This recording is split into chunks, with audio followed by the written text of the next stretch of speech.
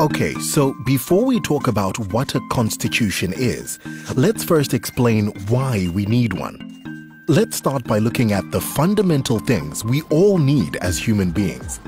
These are a voice in the decisions that affect our lives, material well-being such as food, shelter, and education, security and protection from violence or discrimination, and recognition and respect as individuals and communities. To help meet these needs, people create governments and delegate powers to them to exercise for the common good of society. The problem, though, is that while governments need powers to perform their functions, history tells us again and again that power without limits can lead to corruption, dictatorship, and oppression. Free, fair, and regular elections might help ensure good government. They allow people to select who they want in power and, over time, to vote out those who perform badly.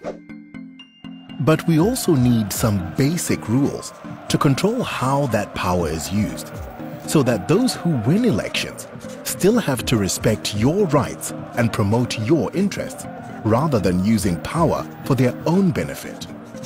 Just as in a game of football, there have to be rules and a referee. So in a democracy, there must be rules by which all the players are bound. These rules are provided in a constitution. The constitution is a law, but it's not just an ordinary law. A constitution is a supreme law that establishes, organizes, and empowers the government, and determines how other laws are made and implemented. It is also more difficult to change than ordinary laws, so that those in power cannot make up the rules as they go along. Football wouldn't be fair if the winning team could change the rules, and democracy isn't fair if those in power can just change the constitution according to their own whim.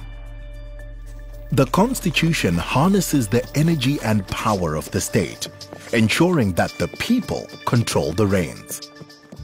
This explains why when people are trying to establish a new, fairer society, one of the first things they do is write a new constitution.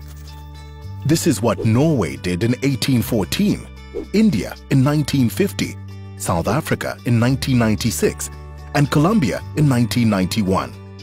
Indeed, nearly all countries in the world have a constitution to establish rules for using power.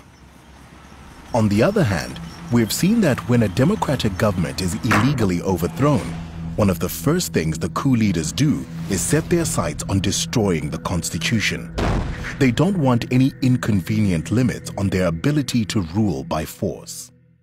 So the constitution both organizes and constrains power. Now, how does it do that? Well, there are several ways. One way is to divide power between different political institutions. For example, sharing functions between a president and a prime minister, or between two houses of a legislature, or between different levels of government, the national level, the regional, state or provincial level, and the local level. A constitution defines the powers of these institutions and regulates the relationship between them.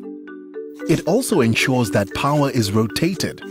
One year we may vote for one candidate or party, but after a few years, their time will be up, and we will have the chance to choose someone else.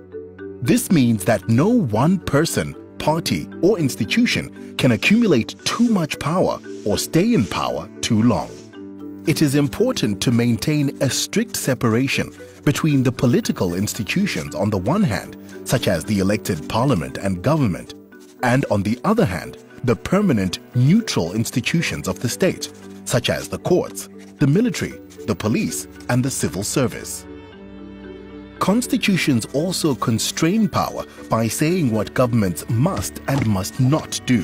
For example, a set of constitutional rights may specify that you can't be tortured, that you can't be imprisoned without due cause, and that your freedom of expression can't be infringed. Other provisions may direct the government to provide for basic human needs, such as education, healthcare, sanitation, or housing. Constitutions don't only protect the majority. There may be special provisions for minorities and marginalized groups, for their security, their participation in government, and protections for their identity and culture. Most constitutions also have a nation-building function. They seek to embody national unity and to reflect and declare the identity of the nation and its people. The Constitution announces to citizens, to the government itself, and to the outside world what the nation is, what it stands for, where it has come from, and what its vision for the future might be. A good constitution is just one step along the road to a peaceful, prosperous, and democratic society, but it is a fundamental one. By setting down the rules by which the state should be governed, a good constitution helps to ensure that the democratic aspirations of a people become and remain a reality.